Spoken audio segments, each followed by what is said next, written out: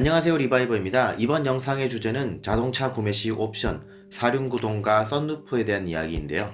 이 두 개의 옵션은 우리가 흔히 생각하는 간지가 나서, 남들이 많이 해서, 그리고 주변에서 좋다고들 해서 라는 단순한 이유로만 선택을 하시는 것은 굳이 말리고 싶다는 것이 본 영상의 핵심입니다. 왜 이 옵션을 선택을 추천하지 않는지에 대해서 지금부터 말씀드리겠습니다.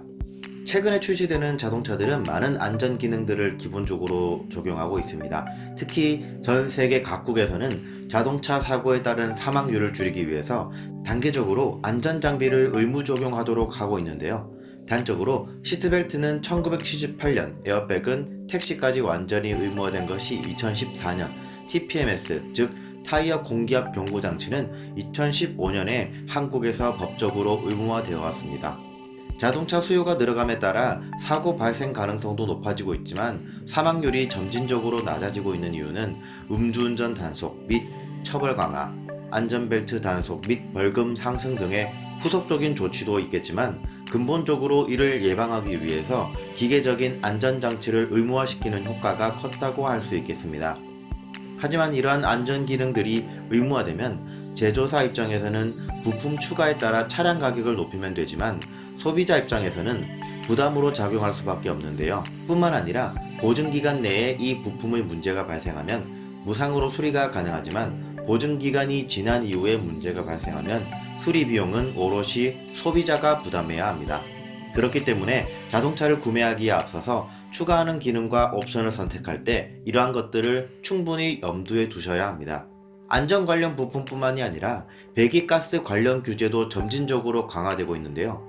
예를 들어서 현재 디젤 질소 산화물 배기가스 환경 규제를 맞추기 위해 유로6를 달성하기 위해서 대부분의 제조사들이 선택적 촉매 환원 즉 SCR 방식을 사용하고 있습니다. 이 SCR 방식을 위해서 요소수 분사 장치, 요소수 저장 탱크, 요소수 동결 방지 히팅 시스템 등이 추가가 되는데요. 이와 같은 부품 추가에 따른 차량 가격 상승과 보증기간 문제 또한 앞서 설명한 안전 부품들과 일맥상통합니다.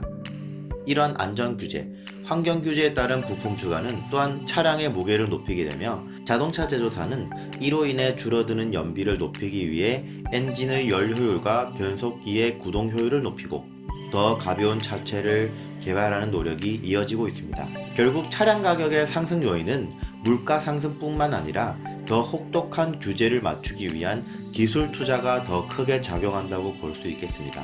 제가 말씀드린 이러한 환경 속에서 굳이 국내 환경에서 필요 없다고 생각되는 것이 본 영상에서 처음 언급했던 두 가지 썬루프와 사륜구동 장치인 것입니다.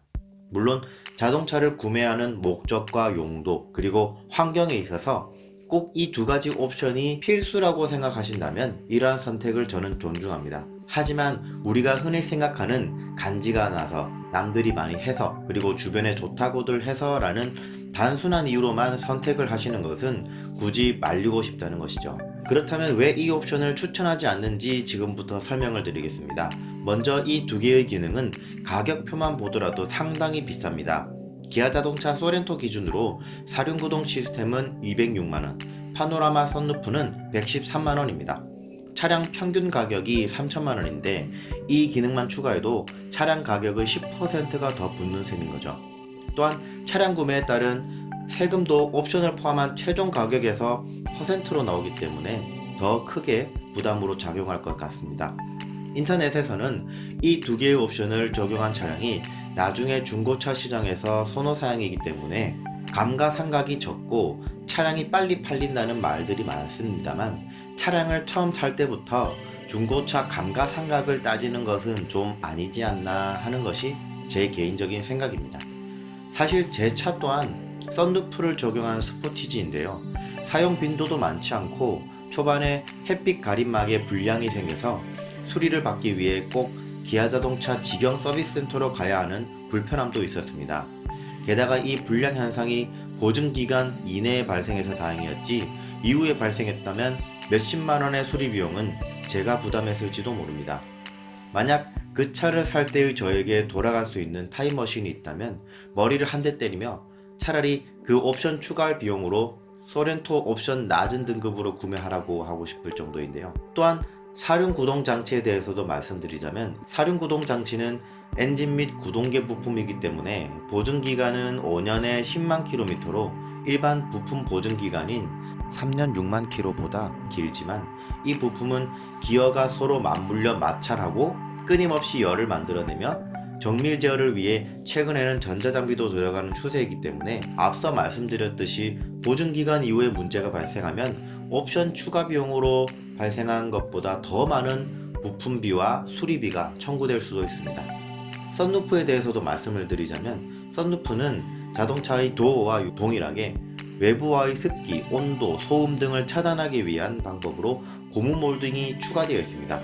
이 고무 소재의 특성은 특히 우리나라와 같이 사계절이 뚜렷하고 최근에는 봄과 가을마저 없어져 버린 연신 최고 기온과 최저 기온을 오르내리고 있는 환경에서는 고무를 부드럽게 만드는 연화, 딱딱하게 만드는 경화가 극심하게 반복되기 때문에 시간이 지날수록 더 문제가 될 수 있는 부분이며, 차체 강성을 전반적으로 떨어뜨림과 동시에 하늘에서 떨어지는 물체에 대한 충격에 굉장히 취약할 뿐만 아니라 전복 사고 시에도 머리 상해를 가할 가능성을 높이는 부품입니다. 제가 이런 말을 하면 하늘에서 물건이 떨어질 일이 얼마나 많이 있겠냐고 하시는 분들도 계시겠지만, SBS 블랙박스로 본 세상 영상을 보시면 고속도로 반대편 차량에서 튕겨져 나온 타이어가 자동차 루프를 덮치기도 하고, 전복 사고에 따른 상해 사고도 뉴스로 이따금 전해져 오고 있는 것을 보면, 이런 일들이 자신에게 덮치지는 않을 거라는 확신은 그 누구도 할 수 없다고 생각합니다. 현대모비스에서 썬루프 전용 에어백을 개발했다는 뉴스만 보더라도 전복 사고 시에 썬루프가 얼마나 위험한지를 보여주는 하나의 예시라고도 할 수 있겠죠. 특히 앞서 언급하였듯이 썬루프에 고강도 유리를 사용한다 하더라도 철판보다 강할 순 없습니다. 그게 가능했다면 쉐보레에서 말리부 위에 컨테이너 3개를 올릴 때 썬루프 사용으로 차량을 준비했겠죠. 저는 개인적으로 이 영상을 보시는 분들께도 향후 차를 구매하실 땐 썬루프를 구매할 비용으로 차라리 차량의 등급을 올리거나 혹은 편의 장비를 더 추가하라고 말씀드리고 싶습니다. 이상으로 영상을 마치며, 영상이 유익하셨다면 구독과 좋아요 부탁드립니다. 감사합니다.